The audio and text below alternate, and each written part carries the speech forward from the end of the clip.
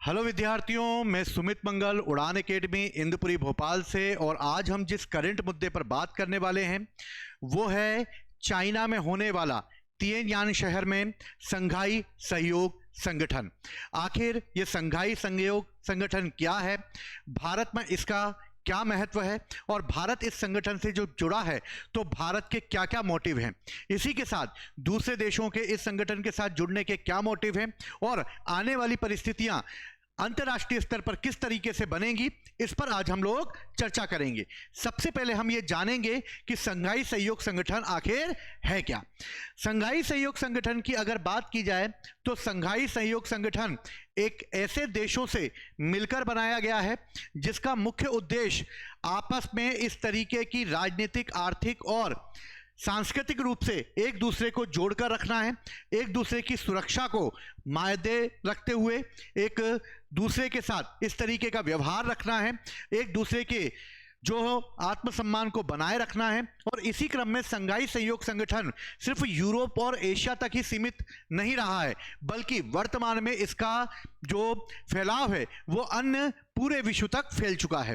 संघाई सहयोग संगठन की अगर बात की जाए तो ये यूरेशियाई की बात की जाए, यानी कि यूरोप और एशिया, इन दोनों महाद्वीपों में राजनीतिक, आर्थिक और अंतर्राष्ट्रीय सुरक्षा संगठन के रूप में इसकी स्थापना की गई है। आखिर ये संगठन कब बनाया गया, तो 15 जून 2001 को इसको बनाने का प्रस्ताव चाइना में रखा गया। चीन, कजाकिस्तान, किर्गिस्तान, रूस, तजाकिस्तान और उज्बेकिस्तान इसके संस्थापक सदस्यों में से हैं। आखिर अगर हम बात करें तो इसमें एक ऐसा देश शामिल नहीं है जो इन्हीं का पड़ोसी है, और वो है तुर्कमेनिस्तान। तो याद रखना, तुर्कमेनिस्तान को प्रारंभ में इसमें शामिल नहीं किया गया है।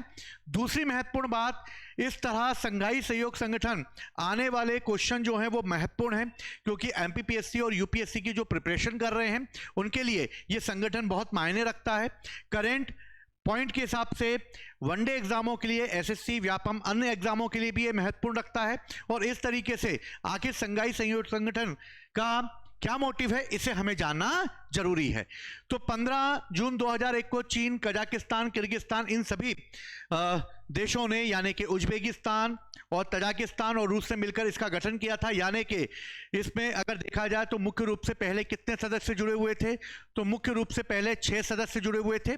आगे चलकर 2017 में इसमें भारत और पाकिस्तान को भी शामिल कर लिया गया, और इस तरह इन सदस्य देशों की संख्या कितनी हो गई, 8 हो गई। और इस तरह 8 देशों ने इसका निर्माण कर दिया। लेकिन आगे चलकर 2023 में ईरान और जुलाई 2024 में बेलारूस को भी इसका सदस्य बना दिया गया। और इस तरह वर्तमान में अगर संघाई सहयोग संगठन की बात की जाए तो इसमें सदस्यों की संख्या अब कितनी हो चुकी है, 10 हो चुकी है। और इस तरह संघाई सहयोग संगठन 10 सदस्यों का एक समूह है। लेकिन आने वाले समय में संघाई सहयोग ने अपना आकार बढ़ाया, और एससीओ ने आकार बढ़ाते हुए इसमें 2 पर्यवेक्षक देशों को जोड़ा, जिसमें एक है अफगानिस्तान और एक है मंगोलिया। इसके अलावा 15 और सहयोगी देशों को शामिल किया गया है, जिसमें Turkey, Kuwait, Azerbaijan, Armenia, Cambodia, Nepal, Sri Lanka, Saudi Arab, मिस्र, कतर, बहरीन, मालदीव, म्यांमार और संयुक्त अरब अमीरात। यानी इन देशों को जब इसमें शामिल किया गया है, यानी कि इसका मोटिव यह है कि एशिया और यूरोप दोनों देशों को शामिल करते हुए एक बहुत बड़ा मंच तैयार करना है। और इसका उद्देश्य क्या है, इस पर भी आज हम लोग चर्चा करेंगे। इसमें 15वां सदस्य इसी बार जोड़ा गया है, और 15वें सदस्य के रूप में जोड़ा गया है लाओस को। और इस तरीके से अगर देखा जाए तो संघाई सहयोग संगठन में टोटल कितने सदस्य हैं, 10 देश हैं, 2 पर्यवेक्षक हैं, और इसके अलावा 15 जो हैं वो वार्ता भागीदार के रूप में शामिल किए गए हैं। लाओस को भी अब इसमें शामिल कर दिया गया है, यानी कि अब इनके सदस्यों की संख्या बढ़कर टोटल कितनी हो गई है, 27 हो गई है। मुख्यालय कहां पर इसका, तो मुख्यालय जो है वो बीजिंग यानी चाइना में है। भाषा क्या है इसकी, तो रूसी और चाइनीज यानी चीनी, दोनों भाषाओं को इसे आधिकारिक रूप से मान्य रखा गया है। इसके बाद अगर हम बात करते हैं तो संघाई सहयोग संगठन में 2 स्थायी निकायों को भी शामिल किया गया है, जिसमें मुख्य रूप से अगर देखा जाए तो इसका हेडक्वार्टर के रूप में देखा जाए तो चीन यानी बीजिंग में इसका सेक्रेटरी हाउस बनाया गया है। ताशकंद जो कि उज्बेकिस्तान की कैपिटल है, यहां आतंकवाद विरोधी संरचना के लिए इसको एक संस्था के रूप में बनाया गया है। और वर्तमान में संघाई सहयोग संगठन का कौन सा सम्मेलन आयोजित हुआ है, तो वो हुआ है 25वां सम्मेलन। और SCO शिखर सम्मेलन जिसे संघाई सहयोग संगठन कहा जाता है, उसकी 25वीं बैठक 31 अगस्त से लेकर 1 सितंबर 2025 को चीन के तियानजिन शहर में आयोजित की गई। और तियानजिन शहर में इसे आयोजित किया गया है। आखिर तियानजिन या तियानिन शहर में इसे आयोजित किया गया और इसका मोटिव क्या है? सबसे पहले SCO की अगर हम बात करते हैं तो SCO में इस समय प्रति व्यक्ति GDP निकाली गई और 10 देशों की GDP इसमें निकालते हुए एक आश्चर्यजनक रूप से जो हमें सबसे महत्वपूर्ण फैक्ट पता चला वो ये चला कि इसमें कजाकिस्तान की प्रति व्यक्ति GDP सबसे ज्यादा है, जो लगभग $14,768 है। यानी रूस और चाइना से भी ऊपर है कजाकिस्तान। ये एग्जाम के पॉइंट ऑफ व्यू से पूछा जा सकता है कि संघाई सहयोग संगठन के सदस्यों में सबसे अधिक प्रति व्यक्ति GDP वाला सदस्य कौन सा है, तो इसका नाम होगा कजाकिस्तान। और इस तरह कजाकिस्तान इसका मेंबर होगा। सेकंड, रूस और चाइना है। 7वें नंबर पर इंडिया का स्थान आता है, जो $2,697 के साथ 7वें स्थान पर है। और सबसे नीचे है तजाकिस्तान और पाकिस्तान 9वें नंबर पे है। और इस तरीके से तजाकिस्तान सबसे कम जो है प्रति व्यक्ति GDP वाला देश है SCO में। SCO में अगर हम भारत की बात करते हैं तो भारत इसमें सबसे महत्वपूर्ण रोल अदा करता है, क्योंकि भारत एक विकासशील देश है और तेजी से ग्रोथ कर रहा है। इसलिए अगर देखा जाए तो भारत ने 3 स्तंभों की बात करी है: सुरक्षा, संपर्क और अवसर। यानी सबके लिए सुरक्षा मुहैया कराया जाए, सभी के साथ संपर्क स्थापित किया जाए और नए नए अवसरों पर ध्यान दिया जाए, जिससे कि अधिक से अधिक लोगों को अवसर उपलब्ध कराए जा सके।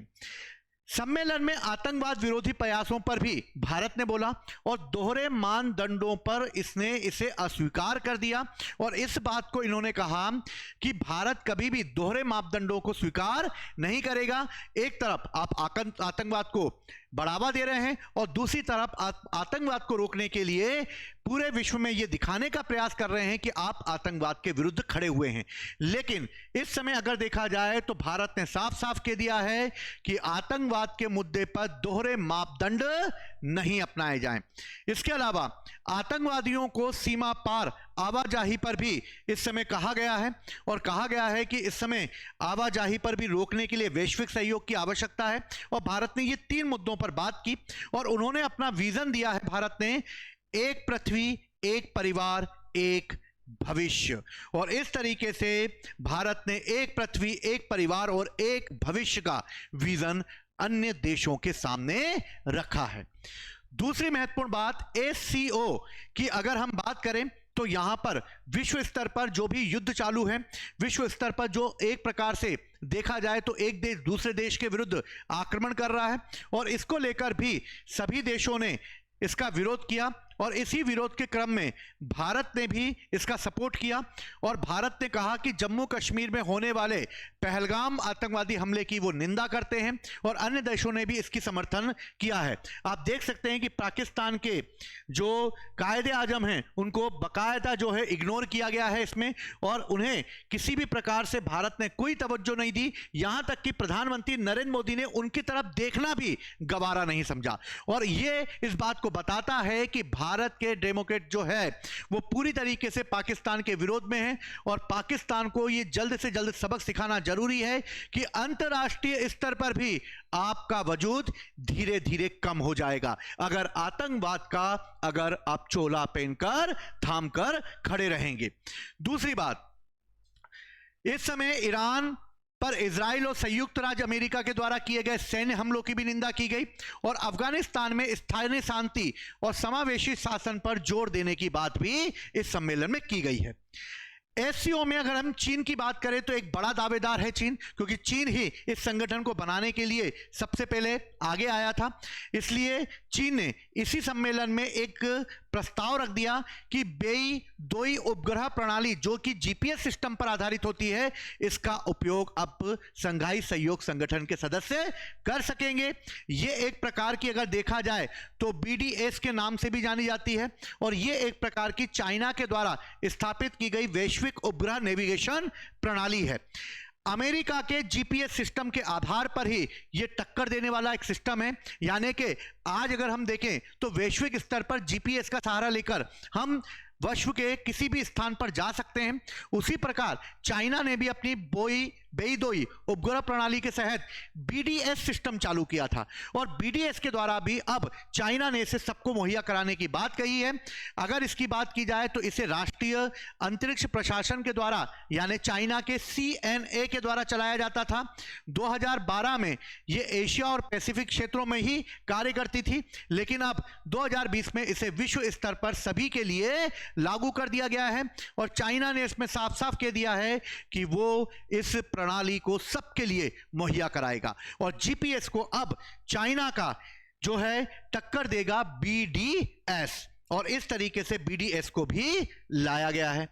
दूसरी महत्वपूर्ण बात, संघाई सहयोग संगठन में चीन ने अपने 3 वर्षों में 1.4 बिलियन डॉलर का ऋण देने का भी वादा किया है, और इसके तहत उसने कहा है कि एक संघाई सहयोग विकास बैंक की स्थापना की जाएगी, और इस तरीके से एक विकास बैंक बनाने की बात भी इसमें की गई है।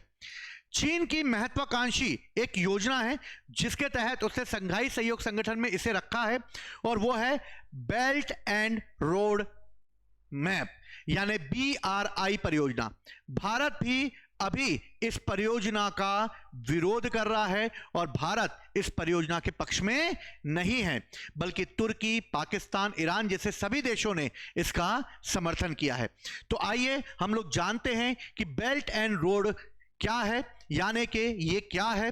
चीन पाकिस्तान जो इकोनॉमिकल गलियारा है, यानी जिसको CPEC कहा जाता है, यह गलियारा पाकिस्तान के कब्जे वाले यानी कश्मीर यानी POK से होकर गुजरेगा, और इस तरह भारत के लिए यह योजना एक प्रकार से उसकी आंतरिक परेशानियां बढ़ा सकता है, और भारत इसे कभी गवारा नहीं करेगा, क्योंकि पाकिस्तान जिससे कश्मीर पर जिसको POK पे कब्जा कर रखा है वो भारत का एक अभिन्न अंग है, और चाइना वहीं से एक बेल्ट एंड रोड मैप चालू कर रहा है। क्या है ये? इसे कहते हैं बेल्ट एंड रोड इनिशिएटिव, यानी कि एक प्रकार से वन बेल्ट वन रोड का भी ये मोटिव है, यानी कि one belt one road system है। चीन में शुरू की गई ये एक वैश्विक विकास रणनीति है, जिसे 2013 में चीन के राष्ट्रपति शी जिनपिंग के द्वारा चालू किया गया था। BRI का मुख्य उद्देश्य एशिया, यूरोप और अफ्रीका को बेहतर ढंग से जोड़ने का है, और इस तरह बुनियादी ढांचाओं को मजबूत करना और आर्थिक सहयोग बढ़ाना है। चाइना इसके लिए 2 चीजें कर रहा है। चाइना, आप ये देख रहे होंगे कि यहां से एक सिल्क रूट होकर पहले गुजरता था, और इसी सिल्क रूट होते हुए वो सेंट्रल एशिया और रशिया होते हुए यूरोप तक अपना पहुंच पहुंचाना चाहता है, और इसके लिए भारत के POK से होकर वो एक जो है रूट यानी बेल्ट बना रहा है।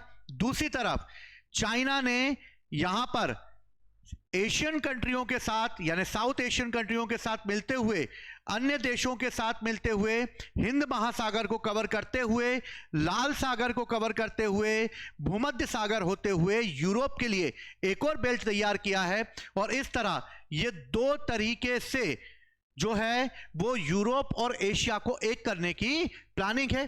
भारत यद्यपि इसका समर्थन करता है, लेकिन भारत इस बात पर भी अड़ा हुआ है, और भारत ने इसका विरोध भी किया है कि पाकिस्तान के POK से ये ना किया जाए। और इसके 2 घटक हैं। पहला हम लोगों ने देखा, इसे सिल्क रोड इकोनॉमिक बेल्ट कहा जाता है। यह एक प्रकार का पूरा लैंड मार्ग है, यानी कि भूमि मार्ग है, और इसके लिए चाइना मिडिल एशिया, रूस और यूरोप को जोड़ता है, और यह भारत के प्राचीन सिल्क रोड से ही प्रेरित है। यानी कि यह भूमि मार्ग है, यानी कि यहां से जो है चाइना होते हुए, रशिया होते हुए, मिडिल एशिया होते हुए, तेहरान होते हुए, इस्तांबुल होते हुए, यूक्रेन होते हुए, मॉस्को होते हुए, जर्मनी तक ये जाएगा और जर्मनी से होता हुआ ये वियना तक जाएगा। यानी कि ये एक ऐसा जमीनी रूट है जिसके लिए अलग अलग देशों के साथ समझौता किया जाएगा। दूसरा, 21वीं सदी का एक मैरीटाइम सिल्क रोड भी तैयार किया जा रहा है और इसके तहत चीन जो है वो दक्षिण एशिया और दक्षिण पूर्वी एशिया और अफ्रीका और यूरोप से इसको आपस में जोड़ता है। यानी कि यहां पर सभी बंदरगाहों को वो जोड़ेगा, अपने चाइना के सभी बंदरगाहों को जोड़ने के बाद वो इसे आगे ले जाएगा और आगे ले जाते हुए वो इसे हनोई होता हुआ, मलाया प्रायद्वीप होता हुआ, सिंगापुर, कुआलालंपुर होता हुआ, श्रीलंका होता हुआ, भारत में कोलकाता होता हुआ और फिर ये अफ्रीका के नैरोबी यानी केनिया होते हुए, इसके बाद जिबूती होता हुआ, लाल सागर को पार करके ये भूमध्य सागर और भूमध्य सागर से होता हुआ ग्रीष्म के एथेंस होता हुआ वियना तक जाएगा। यानी समुद्र मार्ग के द्वारा भी और स्थल मार्ग के द्वारा भी भारत को घेरने की एक नीति के तहत इसे वो लेकर आ रहा है और 21वीं सदी की मैरीटाइम सिल्क रोड बनाई जाएगी। इस पर अभी वर्तमान में 150 देशों ने इस पर शामिल हो चुके हैं, जिसमें अफ्रीका, यूरोप और लैटिन अमेरिका के देशों ने भी अपना समर्थन दिखा दिया है। इसके फायदे होंगे कि सड़कें, रेल, बंदरगाह और ऊर्जा परियोजनाओं को लाभ पहुंचेगा, व्यापार और निवेश के अवसर बढ़ेंगे और क्षेत्रीय सहयोग कनेक्टिविटी भी बढ़ जाएगी। लेकिन इससे होने वाला नुकसान क्या है? तो आपके यूपीएससी, एमपीपीएससी में इस तरह क्वेश्चन पूछे जा सकते हैं कि आखिर ऐसा नुकसान क्यों होने वाला है। अगर इस नुकसान की अगर बात करें तो इसकी कई आलोचनाएं हैं। जैसे चाइना इन पर सबसे ज्यादा प्रेशर बनाएगा क्योंकि चाइना ये प्रोजेक्ट लेकर आया है और चाइना का मोटिव ये होगा कि छोटे देशों को इस तरह के कर्ज के जालों में बिछा देना जिससे छोटा देश भारी से भारी कर्ज ले, क्योंकि अपना इंफ्रास्ट्रक्चर डेवलप करना होगा उन लोगों को, जिसके लिए चाइना से वो कर्ज लेंगे, अन्य देशों से कर्ज लेंगे, जिससे कि वो कर्ज के और दबते चले जाएंगे। पारदर्शिता की कमी है कि आखिर इसमें सबसे ज्यादा फायदा किसको होगा। इसके अलावा पर्यावरण और समाज के अन्य क्षेत्रों पर भी इसका प्रभाव पड़ेगा। चीन ज्योग्राफिकल रूप से अपना राजनीतिक प्रभाव बढ़ाएगा और इससे देश की रणनीति चाइना की बढ़ेगी और चाइना अन्य देशों पर अपना दबाव बना देगा। भारत का मानना है कि BRI का वो विरोध कर रहा है और उसके विरोध करने का कारण है कि चीन पाकिस्तान इकोनॉमिक कॉरिडोर बनाया जाना, क्योंकि पाकिस्तान होते हुए जो कश्मीर POK है वहां से होता हुआ ये कॉरिडोर बना रहा है, जिसे भारत अपनी संप्रभुता का उल्लंघन मानता है। भारत भी चाबहार बंदरगाह और अंतरराष्ट्रीय उत्तर दक्षिण परिवहन गलियारे को रूप में भारत को चुनौती दे रहा है और भारत ने भी उसकी इस पॉलिसी के विरुद्ध अपनी एक पॉलिसी लाके खड़ी की गई है और संघाई सहयोग संगठन में इसका उन्होंने विरोध किया और विरोध करते हुए भारत ने कहा है कि भारत अपना इस तरीके से यूरोप पहुंचने का एक नया मार्ग खोजेगा। क्या है वो ये मार्ग, हम इसको देखते हैं। भारत भी चाबहार बंदरगाह को डेवलप कर रहा है और ये दक्षिण पूर्वी ईरान के सिस्तान बलूचिस्तान प्रांत में ओमान की खाड़ी में स्थित है और इसका विकास भारत की पोर्ट्स ग्लोबल लिमिटेड के द्वारा किया जा रहा है।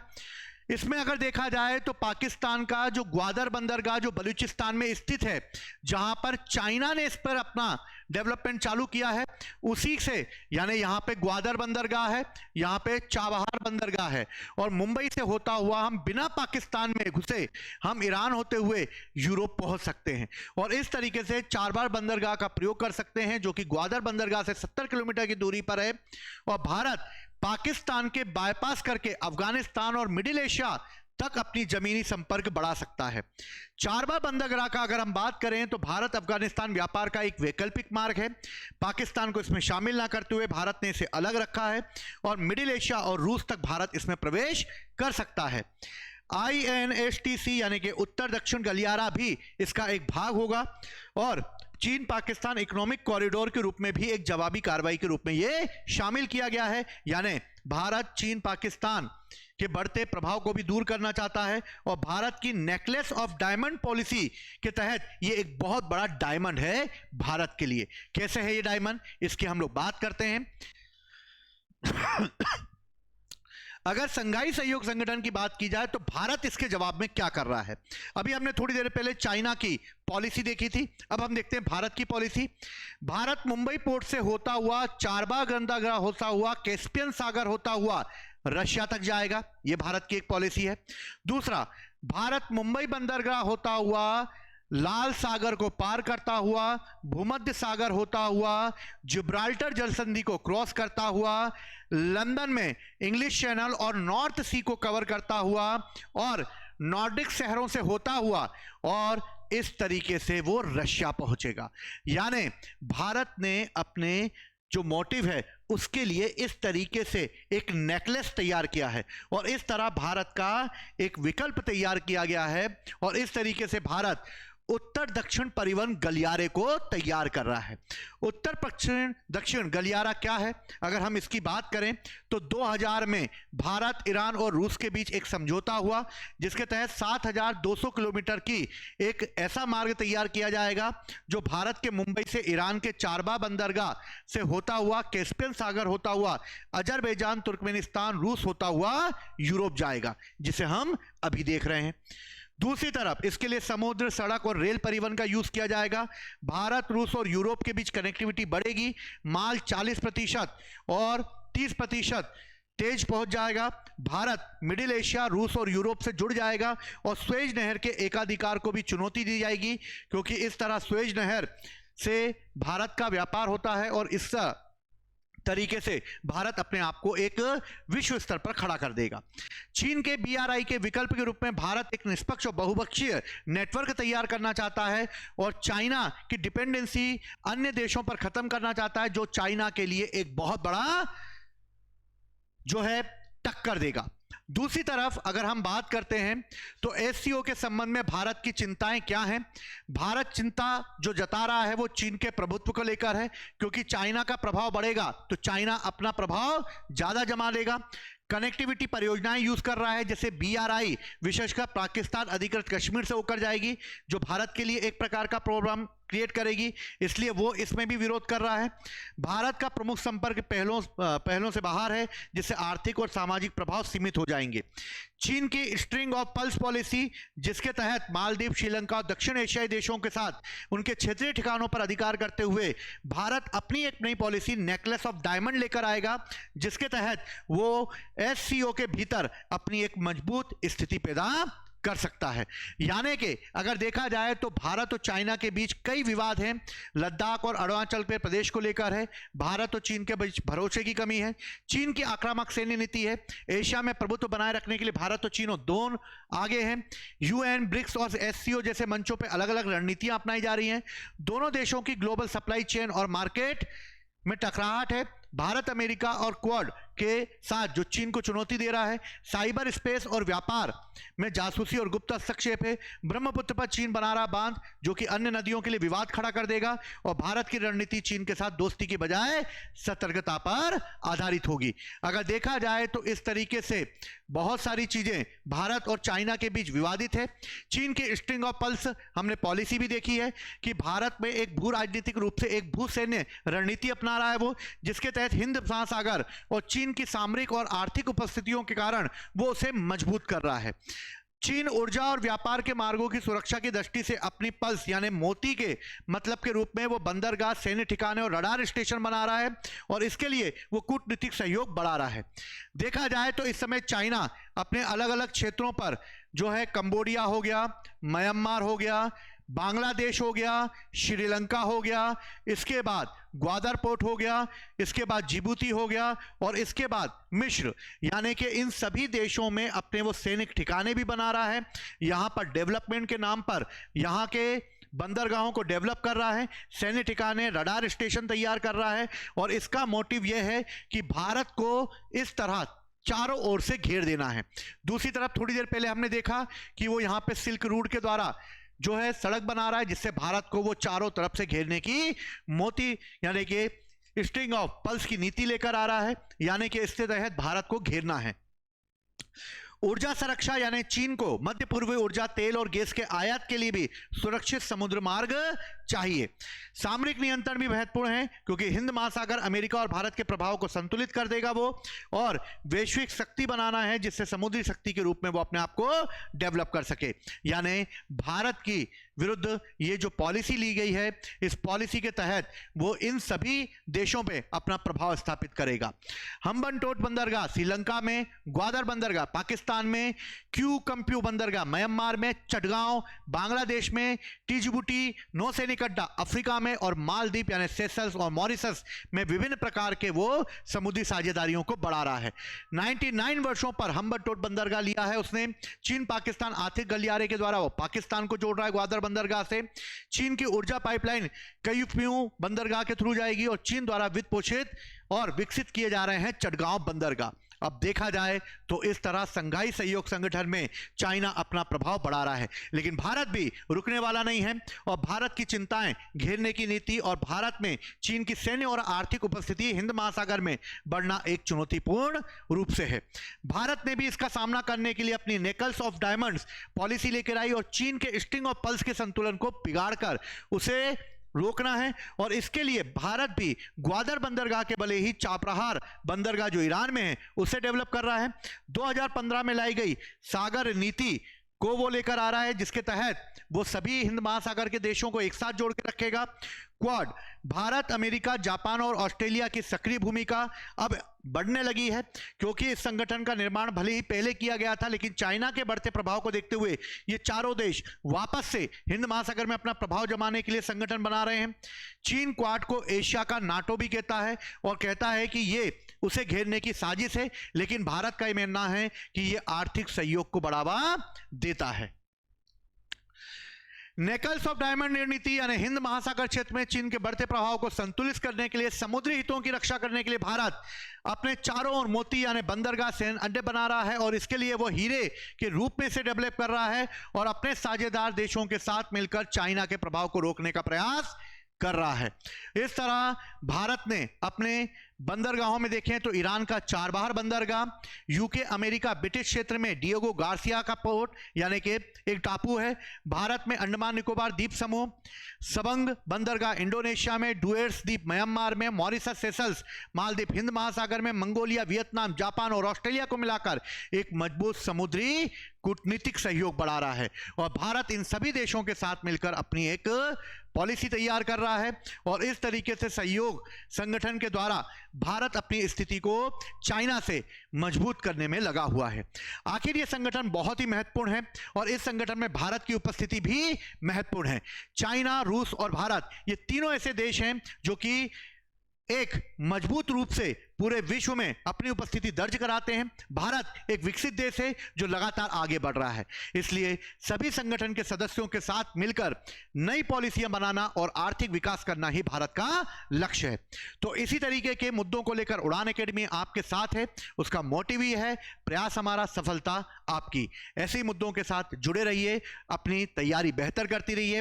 एमपीपीएससी, यूपीएससी और अदर कॉम्पिटिटिव एग्जामों की प्रिपरेशन के लिए उड़ान एकेडमी से जुड़े रहिए। जय हिंद, जय भारत।